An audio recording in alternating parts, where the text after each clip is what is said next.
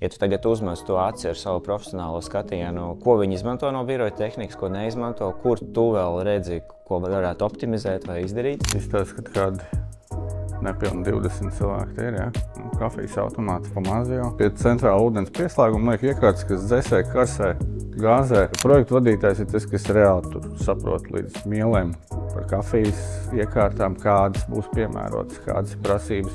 Virkne vienkārši lietu, kas tev ir jāsaprot no tā klienta, liekas tā, uzliksim kafijas automātu. Kas ir mana pirmā ideja, vienkārši kur problēmu uzliekam vienkārši. Jā, bet kādu jūs kafiju dzersiet? Jūs gribat dzert tikai vienu, jūs gribat divas, ir kafijas automāti divām tvertnēm. Tagad ir tur topā dekafinētās kafijas. Vai pienu kādu lietosiet? Dzersiet ar pienu vai bez? Augu pienu lietosiet vai nelietosiet? Varbūt gribat ar divām pienu tvertnēm, kur tev ir gan augu, gan parastais piens. Tur ir vienkārši virknē lietu, kas izsaka to, kādu iekārtu beigās tas klients lietos.